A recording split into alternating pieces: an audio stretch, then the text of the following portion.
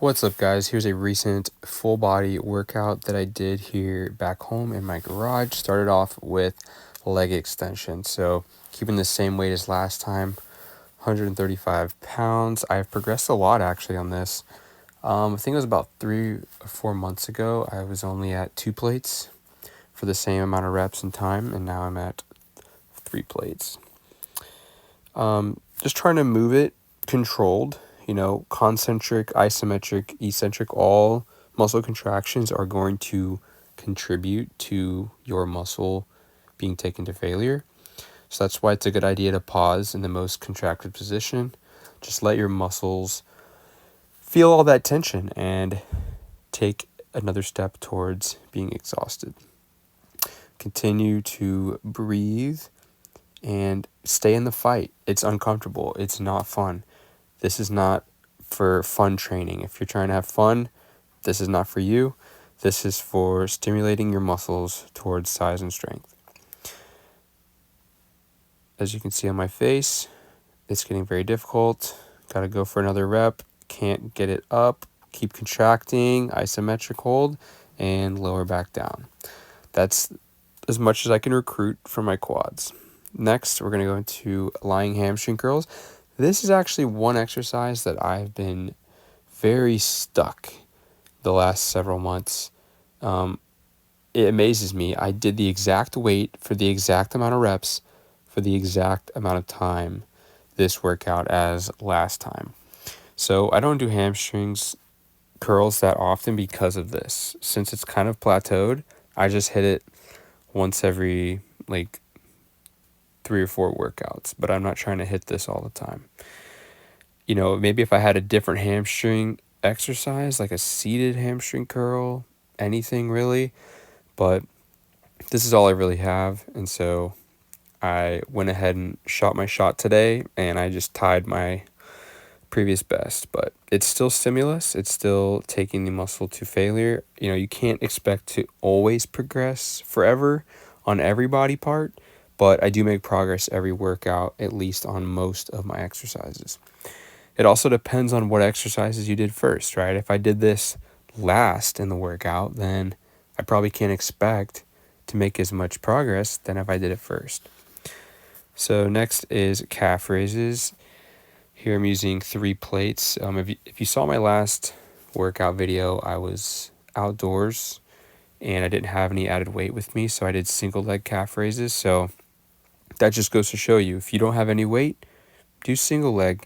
It's totally fine, but now that I'm here, want to hit them both in one set, go ahead. It's going to take me 3 plates of added weight. I progressed also on this exercise, and I do calves. I'm going to be doing them I believe I'm doing them every session. So every week I'm going to be hitting calves. Right now I'm only training once a week. It actually has been 9 days since my last session because I was sick for the last few days. So I had to wait until I really felt not sick anymore so I wouldn't make it worse. So I just finally felt better. So I decided to train. It had been 9 days. So I'm training about every 6 to 9 days. And it's a full body workout every time. That's just what I'm finding works best to get the most stimulus on my muscles while still giving me the most rest until I train again. Right here, just trying to contract the calves as hard as possible. Thought this might be my last rep. Then I lowered down, went ahead and go for another rep. And didn't quite make it all the way to the top, so decided that was the end. Next is standing cable curls. Surprised on this one, I actually improved by an entire rep and 7 seconds of time for the same weight. So I was actually pretty excited about that. During the set, I'm really just thinking about moving this weight very controlled and systematically, almost like a robot. Just trying to move up in about 5 seconds, down in about 5 seconds. I think it ends up being more than that, but around about 5 seconds. No added momentum, no swinging, no jerking, bracing my abs, my legs, everything to keep me straight and in line. On the pulley is only 45 pounds, but it feels pretty heavy to me just right out the gate. I only got 6 reps, but most of my training has been averaging around 5 reps, if you can believe it. 5 to maybe 10 at the very most, because of how slow I perform them. So there's really no downside to moving slowly, doing an exercise, right? I'm not testing my strength. I'm not competing in this. This is simply stress on my body to get the adaptations of increased size and increased muscular strength, right? So I went up an entire rep. Can you not say that I increased my muscular strength? Probably, right? The force that my muscles can put out is probably increased by progressive overload. You can do this in a safe way, as I'm showing you right here. Moving slower is safer, believe it or not. Most injuries are going to occur because of too much weight or moving too quickly, or just overuse, right? Doing too much volume. This is an inclined cable chest press that I set up. It's one of my favorite presses for my home gym. I wish I had kind of, I wish instead of it being a cable that it was like lever arms that I could press and be more like a machine press. That would be awesome. But I don't know if they make any for the rack that I have. So this is my next best thing. I got about 6 or 7 reps on this one. And I changed up the order. So the last time I did this workout structure, I actually did dips first and then this cable press. So I doing this first was able to emphasize my chest a bit more. And because of the instability of the handles and the cable, you can see my arms shaking a lot. I think my chest still has a little more juice at the end of this type of thing. It's kind of debatable, but I'm training my muscles, so I want the muscles to be at failure before this workout ends. And so what I chose to do after this set is over and I finished lowering this down, I went into push-ups. I took about a 15-20 second rest, just getting ready and realizing that I needed to do a little something more. So I dropped down straight into push-ups just to finish off the chest. So a bit of a superset here. Not a true superset, but almost. I did only 4 push-ups, but if you do them slow enough like this with no momentum, full muscle force, you will get the most out of them with way less reps and no added weight. You got to understand, in the past I've done 20 reps with a 45-pound plate. Like I was repping it so fast and adding weight, but when you slow it down, your body perceives the increase in tension as added weight. It feels like I have 100 pounds on my back because I'm pre-fatigued, right? So if push-ups body weight is too light for you, you might just have to pre-fatigue with another exercise first. So this really hammered home my chest. Next exercise is actually dips. So I kept them in the rotation of the workout, but I just moved them back. By this point, my chest is pretty much gone, and this ends up really targeting my shoulders and triceps a lot. I can't believe how sore my chest and triceps are after this workout, and biceps. So this set didn't even last a minute. I think it was like 45 or 50 seconds, but I wish it could have lasted longer, but I was really fatigued by this point, having already trained these muscles basically in 2 other exercises. So got to do what you got to do to take the muscles to failure. If they have a little bit more in them, it's up to you how you want to go about that. But next, almost the last exercise here really is supinated lat pull downs. And notice the attachment. It attaches straight to a carabiner. It's not rotating, right? It's a straight fixed bar.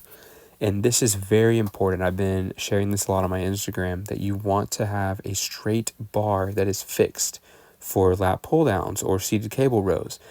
Because the fact that the bar rotates is the sole reason why you cannot grip it very well without straps, and why most people use straps for this exercise, because they think their forearms are giving out before their back. But in reality, it's really just the bar is slipping out of your hands because it's on the spinning. It's on a rotation. That's like a carnival trick to try to hold a rotating bar like that. Imagine if every pull-up bar was rotating on both sides, you wouldn't be able to hold it. So that was my last full rep there, and believe it or not, I'm actually pulling this down as hard as I can, as fast as I can, and it's just not coming down because I'm pre-fatigued. So I only got this one about that far down, held it, kept trying, and then slowly lower or raise the weight back up. So that's one set of lat pull downs. Pretty much the end of the workout here. Now it's just neck flexion, neck extension.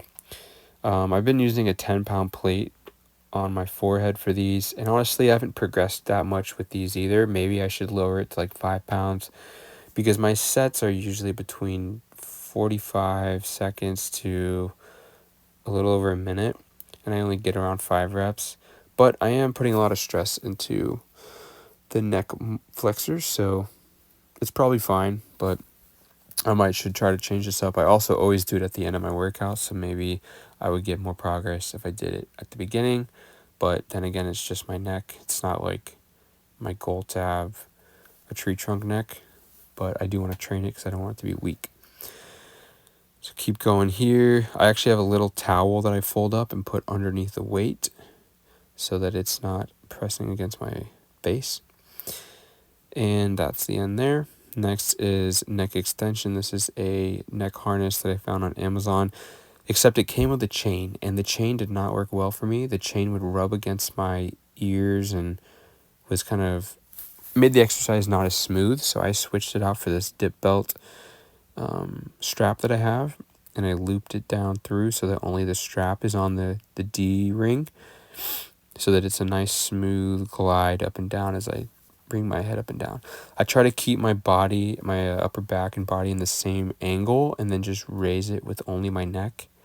Obviously, if I sit straight up right, then it's not going to be the same leverage against my neck. So you want to bend forward so that the tension is actually on the neck as you bring your head parallel with the ground. Still got a few more here. It's getting very difficult. This kind of works for a little bit of your upper traps and just all the back of your neck. So really like this exercise. I'd rather have my neck be a little sore from something like this than sore because of how I slept funny on a pillow, things like that. So coming into the end of the workout here, that was my entire workout. It was about 10 exercises because I added the push-ups in. But full body. Here's my little boy Finn. He's holding the 2.5-pound weight like it's nothing. So cute. This is just my little video vlog flex that I do after every workout. There's my stats there on the right. I'm about 166 pounds, 5'7". Body fat, I have no idea, so I'm not even going to make a comment. But yeah, this is just a video that I will keep for my records. I video all my sets and I keep all of them for my records. But, I've come a long way. I was a very skinny distance runner, and it's crazy to see how much I've gained to where I wear basically size medium, size large clothes. But anyway, thanks for watching, guys. Love y'all. See you soon.